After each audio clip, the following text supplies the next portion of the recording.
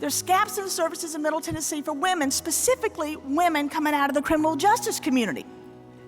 Women coming out of the county jail and the state prison in our city. The heartbreaking part about it is she will not be released for long. She's going to go right back to the old playgrounds, the old addictions, the old fun friends she had, and she will be right back in here within 3 to 6 months. We all have those moments where we need a little encouragement to get through our day.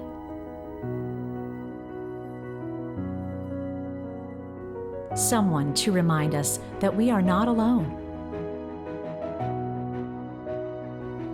Find peace.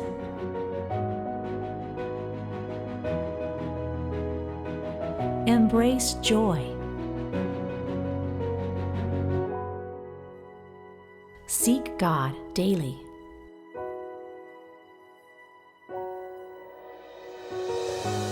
Welcome to Jesus Calling Stories of Faith. The Next Door is a nonprofit, faith-based organization that helps women who are coming out of incarceration return to society and provides resources and treatments so they can successfully transition to life outside of prison. There is a place you can come where you will be loved and accepted. The women who have come to the Next Door have different and varied stories, with one theme in common. Something had obscured them from seeing their true worth and value as children of God. And by coming to the Next Door, they received help for their emotional issues and their addictions. But most importantly, they learned that they are loved, not only by others, but by God. And their lives took on new meaning. You can see it when the light goes off, when it goes, I'm worth fighting for today, and no one has to tell me that.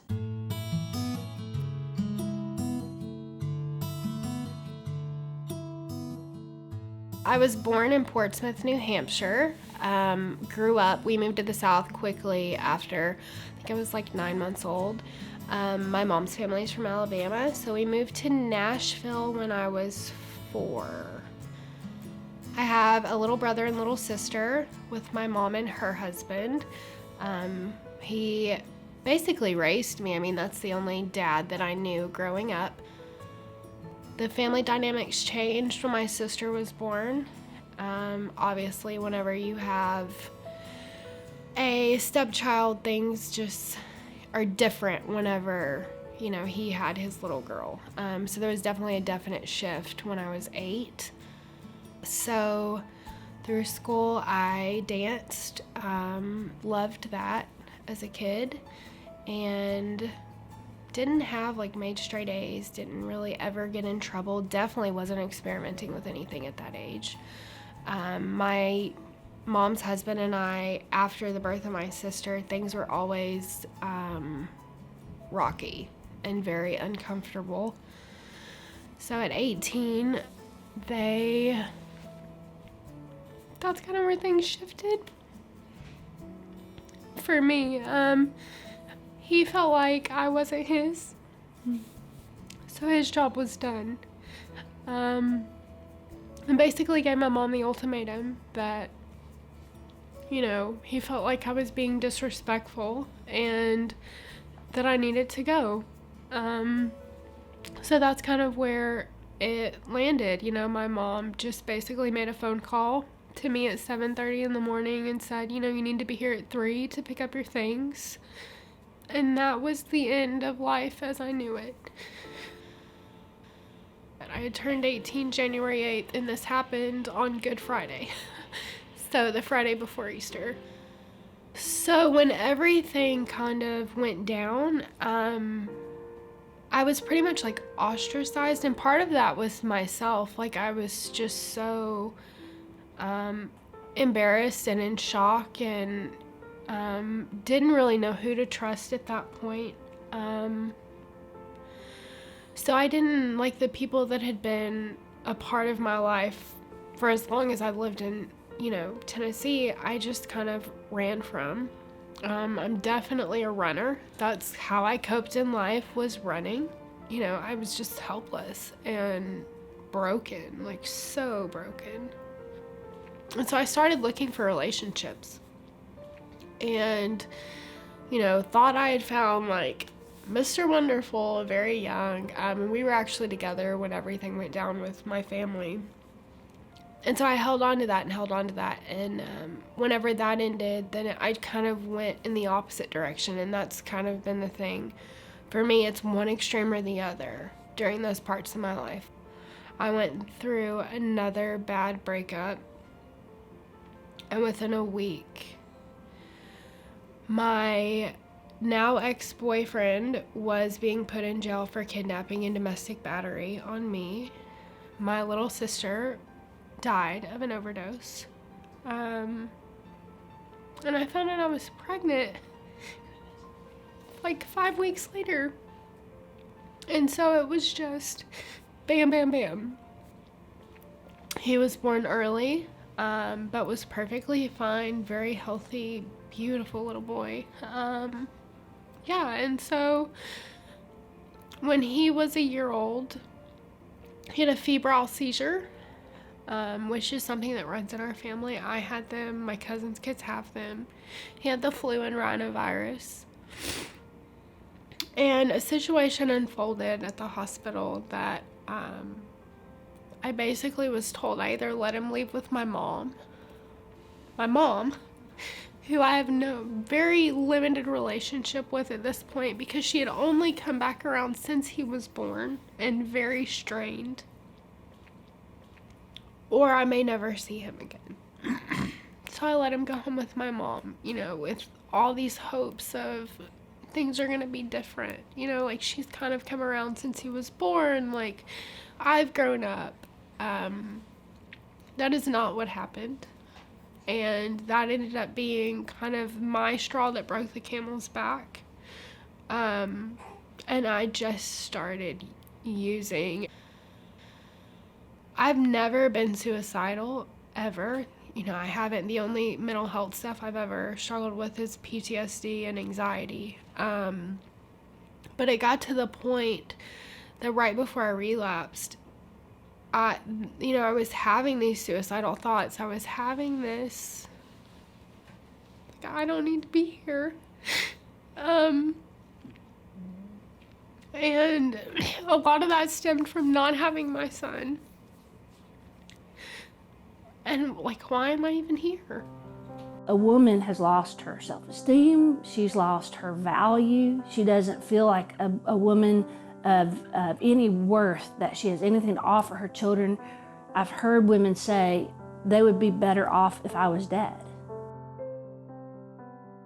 I sent a message to my boyfriend at the time.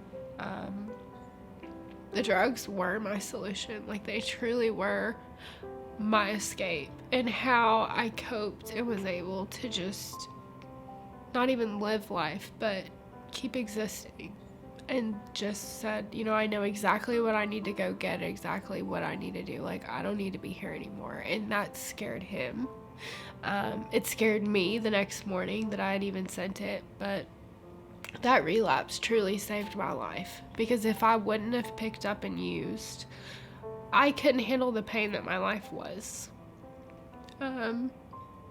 So my relapse numbed me out enough to get me to the next door. To get a different answer. The next door has completely changed my life.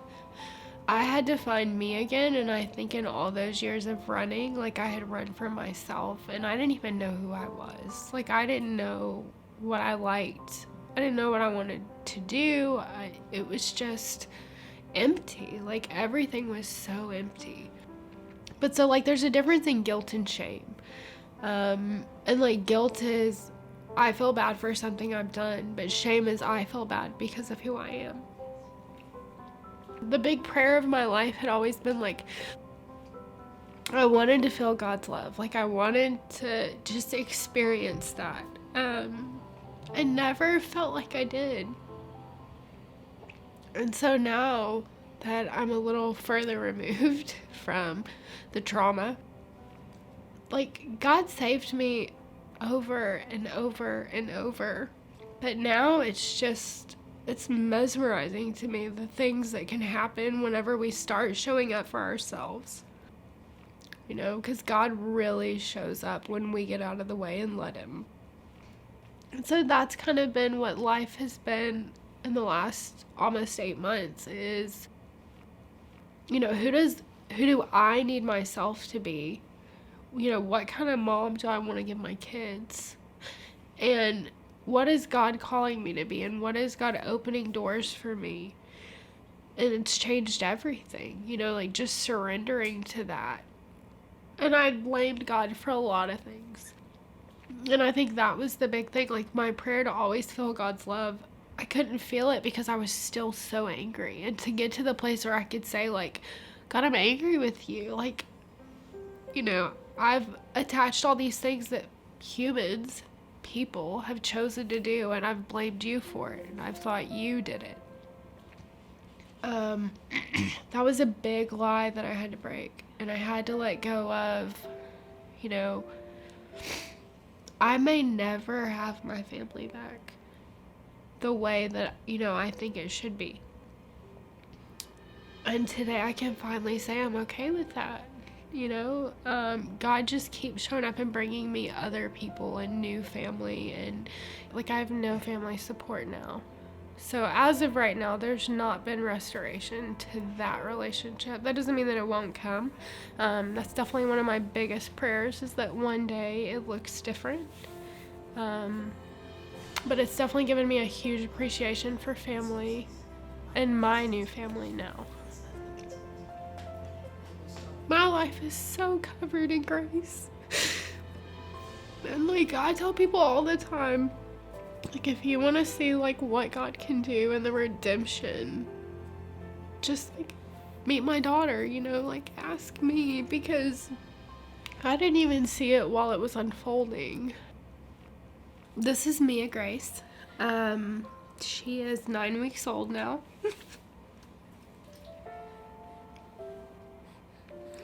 Mia was not planned, but she was definitely very wanted. I have never believed in abortion, and I tried to force myself to go through with that.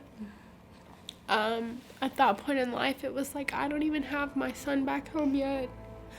How can I bring another one into the world? You know, what is my mom gonna think? That was the big thing. What's my mom gonna say if I have to walk into court pregnant, fighting for my son?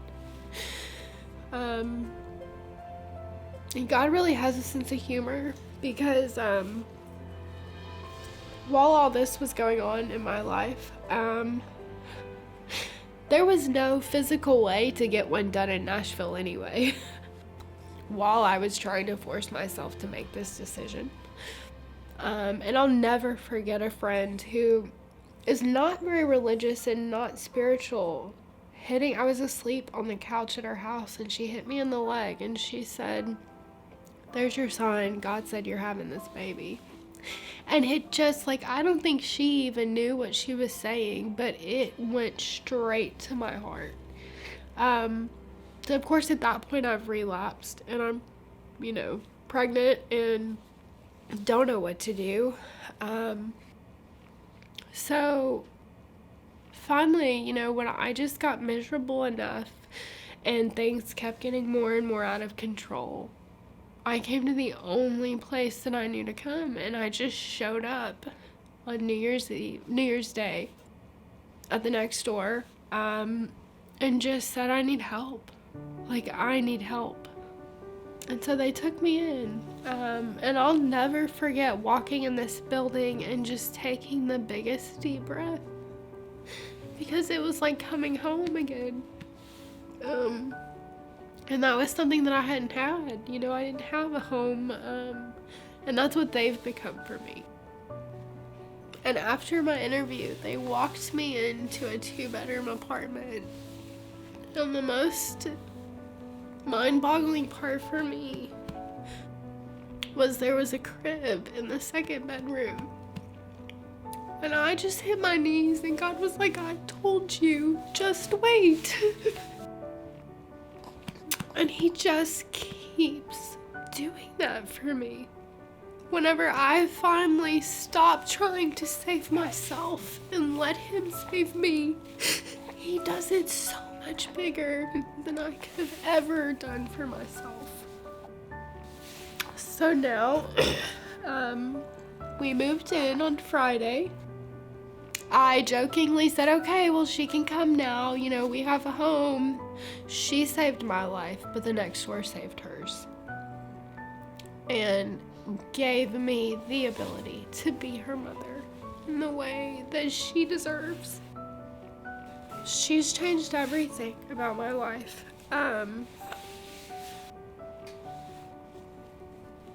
I see so much more of God's grace.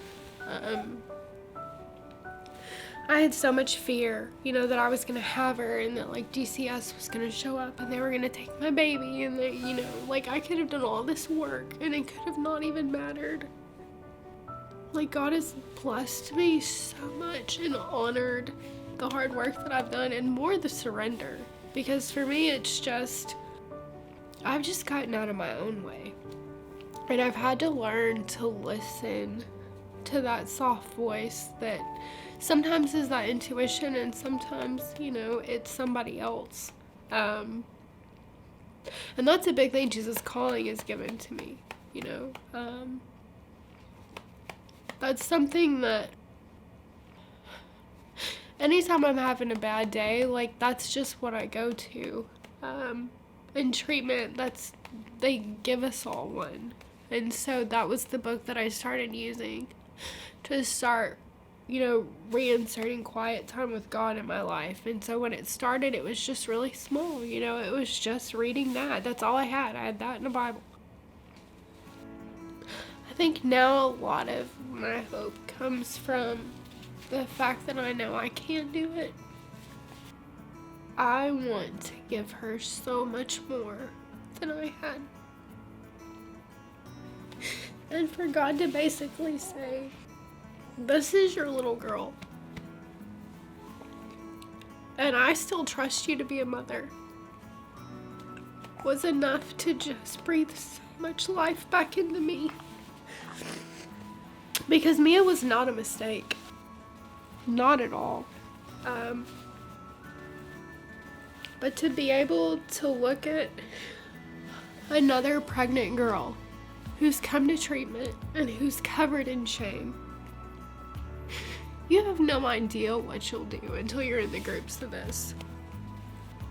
So to see my story and my pain and my experience help another mother blows my mind. And it makes it feel like it's not in vain. It makes it feel like, yeah, it was really hard.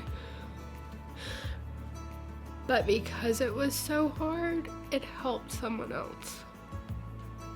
And it qualifies me to speak life into other women. That, to me, is all the hope I need. It really helped me to see that, the women at the next door, they really do, they are rooting for you and they do want to see us succeed. And that's, really awesome. It's amazing to walk back through the door with the baby and say, we're still here. I still have her. We're still doing this thing. And I can still come here anytime, if I just need to talk or I need a hug or, I really do have a family again. I often say to the women, you were prayed for years ago, because that was just a part of all of our meetings where we prayed for the women who would one day walk through these doors. Stay with us as we share another inspiring personal story of restoration from the next door after this message about the Jesus Calling weekly prayer call.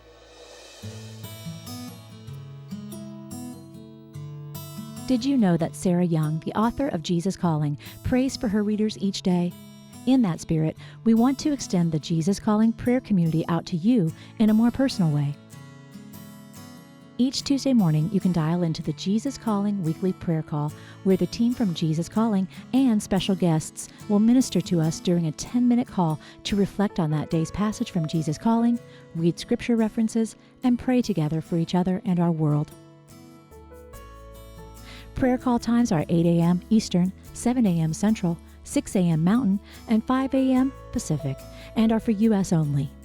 For more information on the Jesus Calling weekly prayer call or to submit prayer requests, please visit jesuscalling.com/prayer call.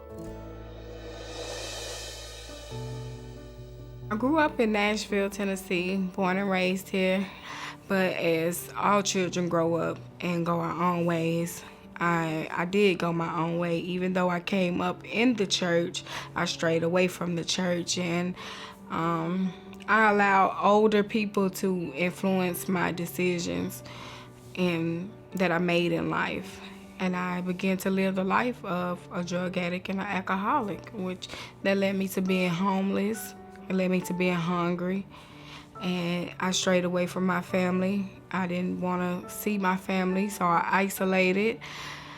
I realized that it was a problem for me when my family had put a missing person report out on me, because I didn't want to be found. But they found me anyways, because they are my family, and looking back, I just know that they really care about me. And even in them finding me, I still didn't choose to go with them, because once they did find me, I was 18 years old, and I had a choice then to go with my family or continue down the road that I was on, and I chose to continue down the road of drugs and alcohol.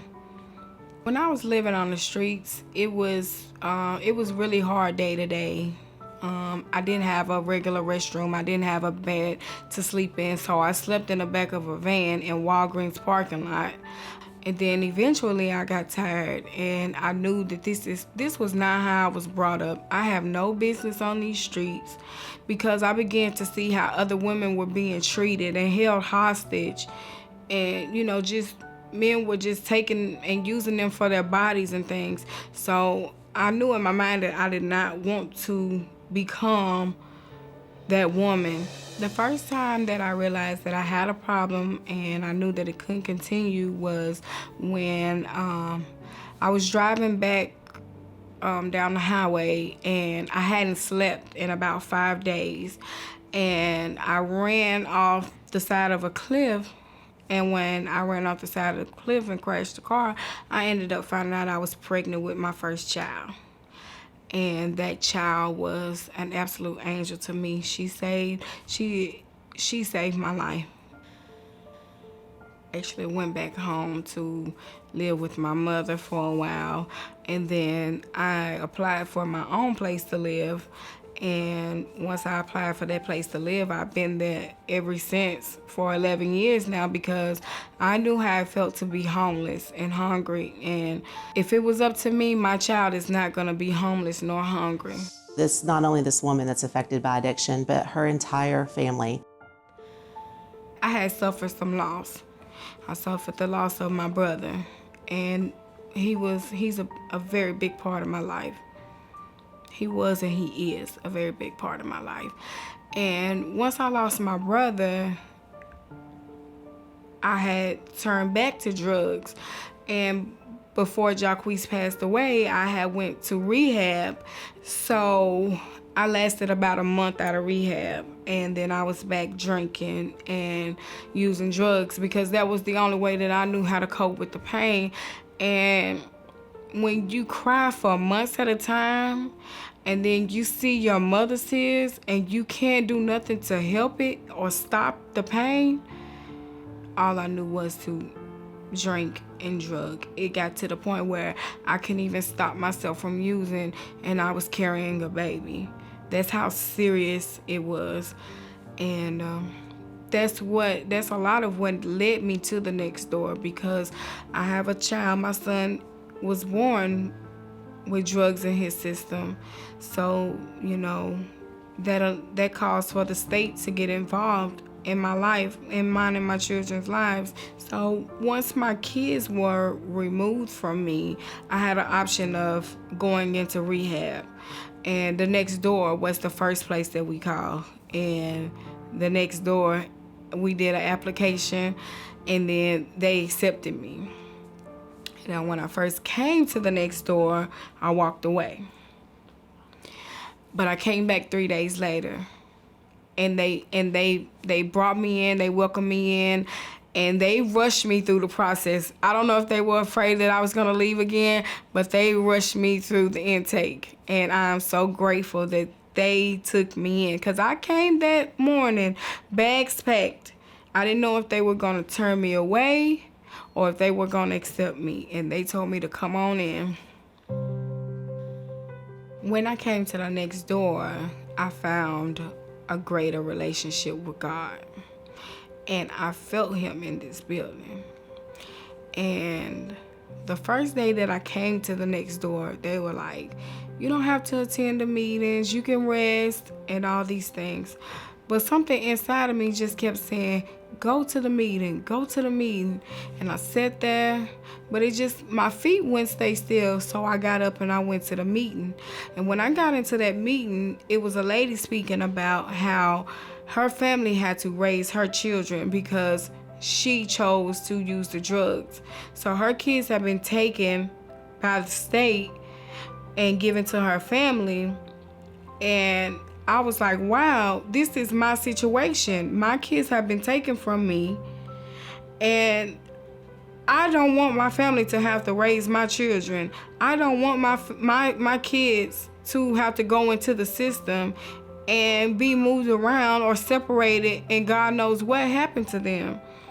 So when I heard what she said, that let me know that I am not alone. I am not the only woman that is going through this, and it's a community of us that are able to help one another get through our situations. So I began to change in the next door about the third day here. About the third day here, being in group, and I like hearing we would read the Jesus Calling at the beginning of group. And every day that we would read the Jesus Calling, it would just fall right in line with what was going on in my life. And today it's still falling in line with what is going on in my life. Like in the middle of my struggles, I know he's there. While he's strengthening me, I know he's here with me. Wait with me for a while. I have much to tell you. You are walking along a path I have chosen from you. Do not worry about what other people think of you. The work I am doing in you is hidden at first, but eventually blossoms will burst forth, and abundant fruit will be born. Stay on the path of life with me. Trust me wholeheartedly, that in my spirit fill you with joy and peace. And that's what I love. I was really hurt. I missed my children the entire time that I was in treatment. You know, I've never been separated from my children, so to be separated from them was a great deal to me. But I had to realize that coming through the next door, they're gonna get a better mother. They're gonna get a better part of me. And my relationship with my family, my mother and my father, is better than ever.